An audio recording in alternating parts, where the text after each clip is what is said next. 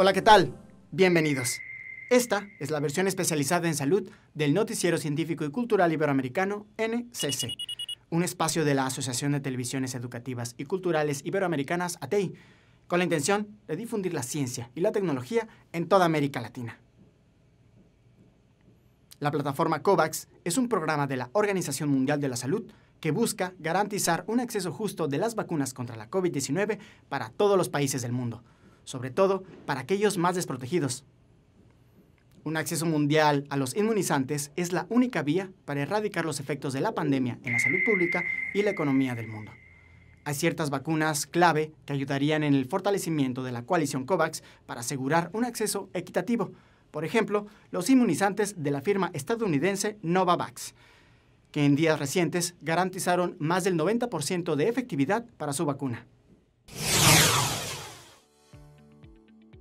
La vacuna de Novavax contra el COVID-19 tiene una efectividad de más del 90%, incluso contra las variantes del coronavirus. La información fue brindada el lunes por el laboratorio estadounidense, que realizó un estudio a gran escala en 2 países. En un comunicado, la compañía indicó que su inmunizante demostró una protección del 100% contra enfermedades moderadas y graves y una eficacia del 90,4% en general. En el estudio participaron cerca de 30.000 personas de 119 lugares de Estados Unidos y México. La empresa dijo que planea solicitar la aprobación regulatoria para el tercer trimestre de 2021. Después de obtenerla, tiene previsto fabricar 100 millones de dosis por mes para fines del tercer trimestre y 150 millones de dosis mensuales para fin de año. A diferencia de algunas de las vacunas que ya están siendo aplicadas, la de Novavax no tiene que mantenerse a temperaturas ultra bajas. Eso facilitaría su transporte y administración en países con infraestructuras sanitarias menos desarrolladas. Los virus cambian constantemente gracias a la mutación. Estas variaciones logran hacerlos más resistentes y, por ende, más contagiosos. En el caso del coronavirus, distintas cepas se han detectado alrededor del mundo, llenando de preocupación a los especialistas de la salud pública. En Estados Unidos, una variante denominada Delta ha causado un pico de contagios y de hospitalizaciones. Esto ha preocupado al país norteamericano, que busca una meta del 70% de vacunados para inicios del segundo semestre de este año. La variante Delta del coronavirus es 60% más contagiosa que su predecesora, la Alfa. Eso es lo que afirma un estudio publicado el viernes en Reino Unido. El ministro de Sanidad británico Matt Hancock había estimado recientemente este porcentaje en 40%. Pero según este informe de la Salud Pública de Inglaterra, se detectaron en Reino Unido más de 42.000 casos, casi 30.000 más que una semana antes, de esta nueva cepa que ya representa más del 90% de los nuevos contagios. La variante Delta fue identificada por primera vez en abril en India y ahora es dominante en el Reino Unido, superando a la variante Alfa, descubierta en diciembre en el sureste de Inglaterra, y causante de una disparada de casos que llevó a casi 4 meses de confinamiento. Sin embargo, el estudio considera alentador que este nuevo aumento de casos no vaya acompañado de un incremento similar en las hospitalizaciones, y lo atribuye al avance del programa de vacunación. El Reino Unido, país europeo más golpeado por la pandemia con casi 128.000 muertes, ha desplegado una campaña de vacunación masiva. En 6 meses administró una de las 2 dosis necesarias a más del 77% de los adultos. Un pasaporte COVID abriría el paso hacia una libre circulación dentro de la Unión Europea, ya que para muchos países es necesario reactivar la economía por medio del turismo. Este certificado permitirá eliminar las restricciones de viaje en los 27 Estados miembros de esta unión. Entre la información que brindará este nuevo pase se encuentra información de la vacuna que se recibió, si se cuenta con una prueba negativa o si se ha recuperado con éxito en caso de haber contraído la COVID-19. El certificado digital de la COVID de la Unión Europea supera uno de sus últimos trámites con la promulgación de la ley que han rubricado este lunes las instituciones europeas. Su objetivo es viajar con más seguridad este verano y avanzar en la recuperación de una Europa sin barreras tras las restricciones impuestas por el coronavirus. En declaraciones a Euronews, la presidenta de la Comisión Europea ha ratificado además su compromiso para impulsar la vacunación también en los países pobres. Si uno adopta un enfoque general, se trata de donaciones, de financiación, de exportación, esto a corto plazo. A largo plazo se trata de construir centros de fabricación en otras regiones del mundo, por ejemplo en África. Esa es una tarea de la Unión Europea. Invertiremos 1.000 millones de euros en la construcción de esas fábricas con nuestros amigos africanos para que con el tiempo África produzca sus propias vacunas. El documento europeo certifica que su titular ha recibido la pauta completa, ha dado negativo en una prueba de coronavirus o ha superado la enfermedad. La práctica totalidad de los países europeos progresan en la desescalada conforme avanza la vacunación masiva. Dentro de los muros de las cárceles se vive otra pandemia, una que además de permitir un nivel alto de contagios, no ofrece los cuidados que requiere una persona que se ha contagiado por coronavirus. Según datos de la Comisión Nacional de los Derechos Humanos, en México, se reconoce que una persona tiene más riesgo de fallecer por COVID-19 si está dentro de un penal. A continuación, un breve resumen expone la situación de las cárceles de América Latina ante la crisis sanitaria. América Latina, con 1,7 millones de personas privadas de la libertad, se ahoga en una crisis carcelaria sin precedentes, en la que al ya inhumano hacinamiento, las deplorables condiciones sanitarias y las fracturas a las leyes de todo tipo, se sumó la pandemia del coronavirus.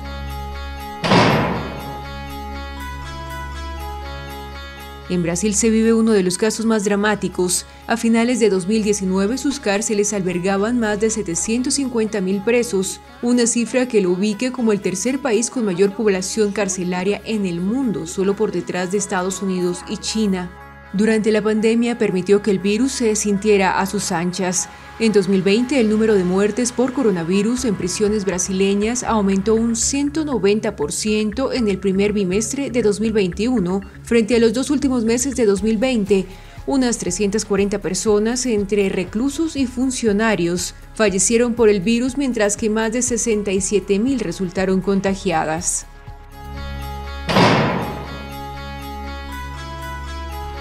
En Colombia, el sistema carcelario también vive en la precariedad. Según el Movimiento Nacional Carcelario, hay un hacinamiento del 53%, miserables condiciones de aseo para los espacios comunes, entre otras. Esto contribuye a la propagación de la COVID-19 en las prisiones, según la subdirectora de Salud del Instituto Nacional Penitenciario INPEC, Marta Isabel Gómez. Hay menos distanciamiento físico y eso hace que haya menos ventilación y que favorezca el aumento de casos al interior del establecimiento. Para frenar el avance del virus, el INPEC suspendió las visitas, ingreso de abogados y reclusos provenientes de estaciones de policía e intensificó la búsqueda de los sintomáticos. Esto nos permitió que una vez que se identificaban aquellas personas que estaban con síntomas respiratorios, se pudiera hacer un aislamiento rápido y oportuno para evitar así el contagio de todo el establecimiento.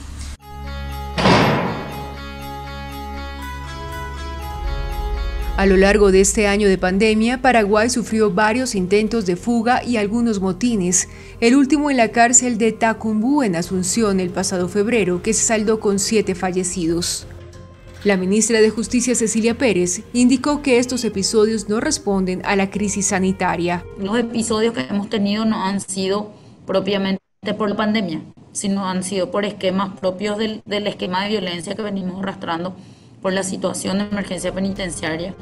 Sin embargo, Paraguay trató de dar una respuesta a los problemas de hacinamiento y si bien no se consiguió una modificación legislativa, el ministerio depuró a 1.500 personas que padecían enfermedades de base y adultos mayores. Se recordaba y se ratificaba la necesidad de depurar los expedientes, revisar las causas de oficio, pero sin necesidad que nadie les pida, porque es una norma legal que no se estaba cumpliendo, que está prevista en el Código Procesal Penal, de revisar de oficio las causas de personas con prisión preventiva cada 3 meses.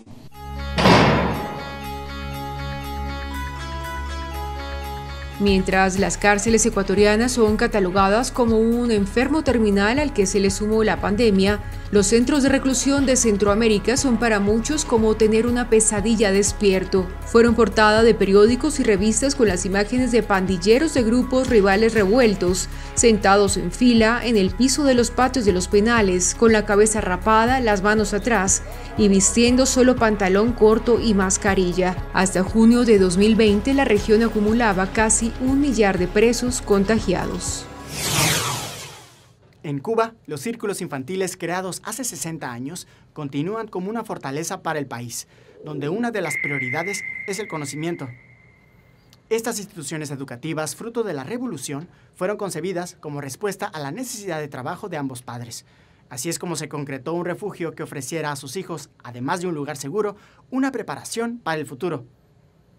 A pesar de la pandemia, estos centros de aprendizaje siguen en funcionamiento, cumpliendo con las medidas sanitarias requeridas para proteger a los pequeños. El Círculo Infantil Elpidio Valdés, ubicado en la barriada de El Vedado, en la ciudad capital cubana de La Habana, evoca a uno de los personajes animados antológicos para niños en la isla caribeña, el cual representa a un coronel Mambí en la guerra de independencia contra la metrópoli española. Este centro educativo, como todos los de su tipo en Cuba, mantiene estrictos protocolos sanitarios para evitar el contagio de la COVID-19. Que estamos tomando todas las medidas habidas y por haber para, de esta forma, los niños nuestros vengan con un buen estado de salud emocional, con un buen estado de desarrollar las habilidades, de desarrollar las actividades aquí en nuestro círculo y de esa misma forma entregársela al padre, ya que el padre se tiene que ir despreocupado, o sea, de que nosotros aquí en la institución nos ocupamos y nos preocupamos por nuestros niños. En Cuba existen actualmente 1.130 círculos infantiles atendidos por más de 9.000 educadoras. A dichos centros asiste una cifra superior a los 154.000 niños en edad preescolar. Con información de la oficina en La Habana, Cuba, Noticias Xinhua. A lo largo de su vida, una mujer promedio tendrá que someterse a numerosas mamografías como parte de los monitoreos habituales para la detección temprana del cáncer. Para muchas, esto genera una preocupación, ligada a los efectos que podría tener la radiación en el cuerpo a largo plazo. Aunque nuevas investigaciones han demostrado que la dosis de radiación es mínima y presenta pocos riesgos, métodos mucho más amigables están siendo desarrollados a favor de una mejor calidad de vida. Judith Giró Benet, la inventora de la Blue Box, es una ingeniera biomédica española que con 24 años ha logrado el prestigioso premio James Dyson. Su invento es un método fiable de diagnóstico de cáncer de mama mediante una muestra de orina y la inteligencia artificial. Un método fiable sin dolor ni radiación y sin salir de casa, que tiene un coste 10 veces menor que una mamografía.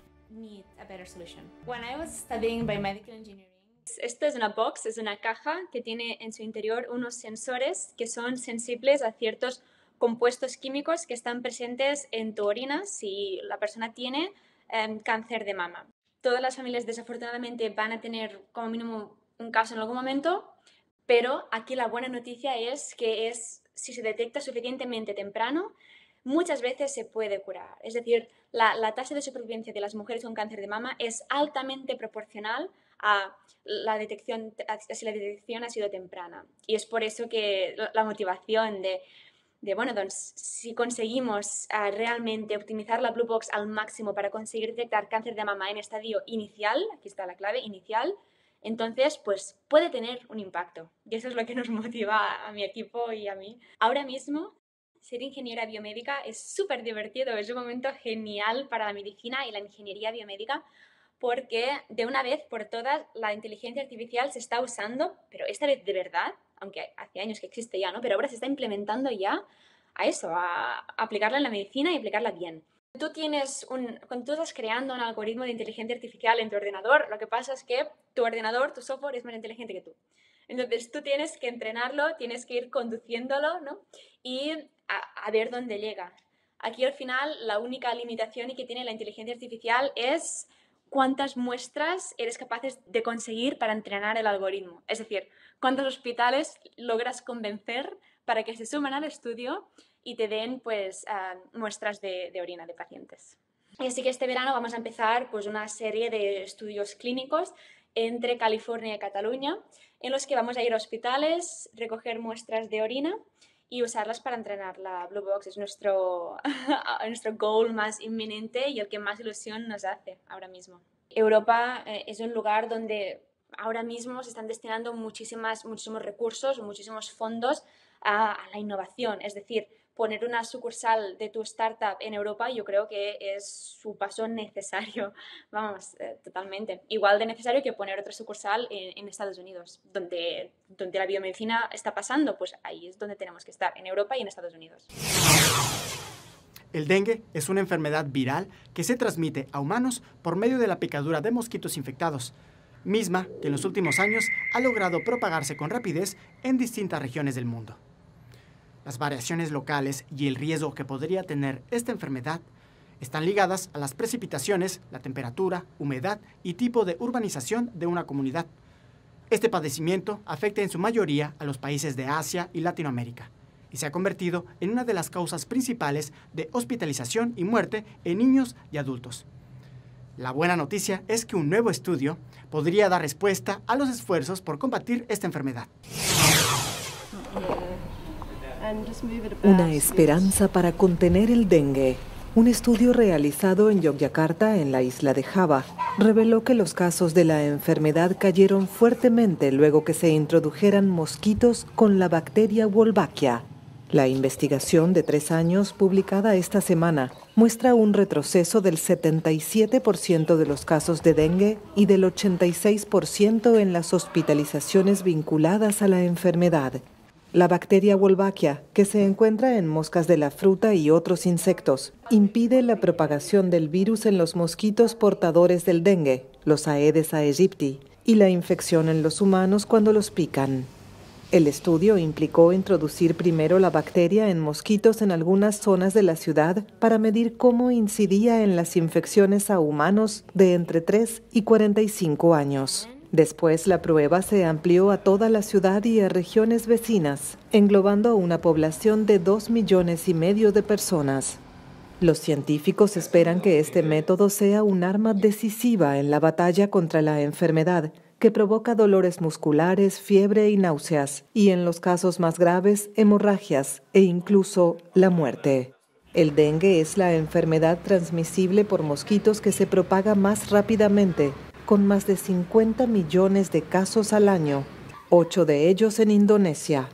Otros estudios mostraron que este método es eficaz en prevenir otras enfermedades transmisibles a través de mosquitos, como el Zika, el chikungunya o la fiebre amarilla. La pandemia llegó a afectar nuestras vidas de una manera u otra. Nadie quedó indiferente ante la llegada de un virus que logró esparcirse alrededor del mundo en cuestión de semanas. Hemos aprendido a vivir de otro modo. Adaptamos nuestras necesidades a las restricciones y múltiples recomendaciones. Aprendimos que lo digital, que anteriormente parecía aislar a las personas, nos permite estar unidos. La crisis sanitaria nos enseñó cosas tan básicas como que abrir las ventanas de la casa para ventilar todas las habitaciones puede llegar a salvar vidas. Isabel Pereña Pinedo, más conocida por su nombre de casada, Isabel Oliver, es la directora de enfermedades infecciosas de la Agencia de Salud Pública de Inglaterra. Esta doctora madrileña es responsable de buena parte de la respuesta sanitaria a la COVID en el Reino Unido, una pandemia que está obligando a replantear hechos tan cotidianos como abrir las ventanas para mantener la ventilación o la importancia de lavarse las manos. Elementos que deberían permanecer anclados en nuestros hábitos en una revisión de las costumbres en la que también entra el presentismo laboral. A veces estamos acostumbrados que cuando no nos encontramos bien, tenemos una infección, vamos a trabajar de todas maneras, porque se espera, porque estamos acostumbrados, porque es la cultura que tenemos.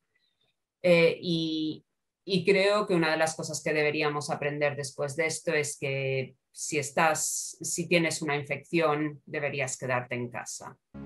Oliver cree que lo peor de la pandemia ya está atrás y que ya se conoce lo esencial, que las vacunas funcionan y son las herramientas más importantes que tenemos ahora mismo para combatir el virus. En un momento de inquietud global por las mutaciones aparecidas en la India, la doctora considera que la única opción de no volver a los confinamientos es controlar rápidamente la aparición de nuevas variantes antes de que se generalicen entre la población. El arte y la ciencia parecen dos formas de conocimiento distintas y alejadas. Dos culturas, la científica y las humanidades, que refieren una brecha de conocimiento. La realidad es que estas dos disciplinas tienen más en común de lo que se puede imaginar, por lo que en España una exposición de arte toma su inspiración en las investigaciones científicas. El Centro Nacional de Investigaciones Oncológicas ha unido al artista Daniel Canogar y a la bióloga Sara Teichmann para crear Fulguraciones, una obra inspirada en el trabajo de la ciencia para cartografiar los trillones de células del cuerpo humano. Es el cuarto año que el CENIO hace esta iniciativa de CENIO Arte, que surge pues por la necesidad de un centro como el CENIO de contar la importancia de la ciencia a la sociedad. Pensamos que el arte es un vehículo fantástico para llegar a los ciudadanos, para llegar a la sociedad, y lo que hacemos es fomentar el diálogo, el encuentro entre científicos y artistas para que el artista genere una obra de arte nueva, inspirada en un gran tema de la ciencia. La obra cuenta con 12 pantallas LED, ordenador, cables y estructuras metálicas e introduce a cada visitante en una experiencia única. La obra es algorítmica, es generativa, nunca se repite, no es un vídeo que cada 10 minutos se repite, sino que hemos creado unas reglas en el algoritmo que de alguna forma se van desarrollando y van creando infinitas posibilidades combinatorias. Fulguraciones puede contemplarse desde hoy en el CENIO hasta el 6 de julio, que será trasladada a su stand en Arco. La recaudación de su venta se destinará a la investigación del cáncer. Al momento en que inició la pandemia por COVID-19, se pensó que los animales también podrían contraer o propagar el virus. Aunque las enfermedades zoonóticas transmitidas de animales a humanos adquieren una particular importancia, lo cierto es que las investigaciones en torno a estos temas logran dar sus primeros frutos, ya que en Rusia se ha desarrollado la primera vacuna contra el coronavirus para mascotas.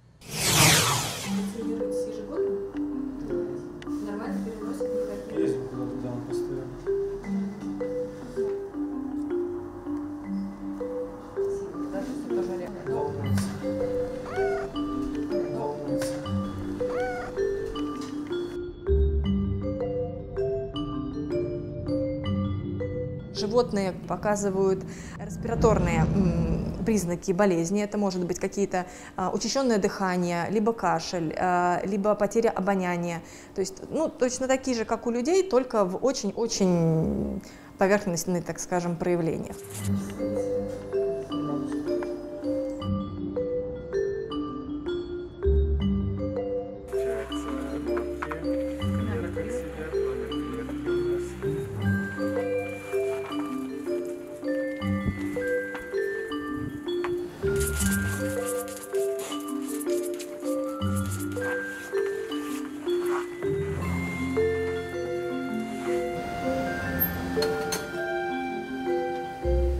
Вакцина изначально разрабатывалась как мера профилактики и больше задел на будущее при возникновении каких-либо негативных ситуаций и развитии межвидовой передачи вируса, именно мутаций. Мы не должны забывать о том, что любая профилактика заболеваний среди животных – это профилактика заболеваний среди людей, потому что порядка 70% болезней человека приходит от животных.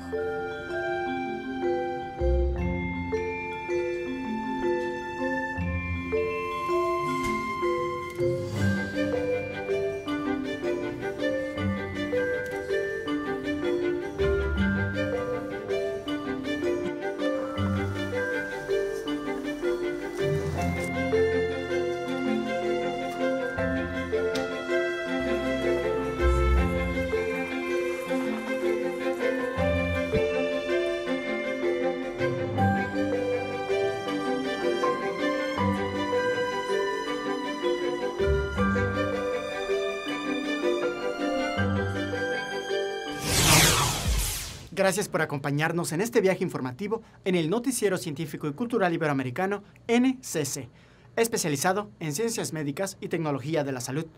Recuerden que también tenemos Ciencia, Tecnología y Cultura con Iván Carrillo y Ana Cristina Olvera. Gracias a los socios de ATEI que a través de sus plataformas hacen posible esta transmisión. También gracias a las agencias informativas AFP, EFE, Notimex, Xinhua, Euronews y Deutsche Welle. Visiten nuestra página noticiasnsc.com, utilicen nuestra aplicación móvil y síganos en nuestras redes sociales. Nos encuentran como NSC Iberoamérica. Soy Jonas Birmar, cuídense mucho. Nos vemos en la próxima.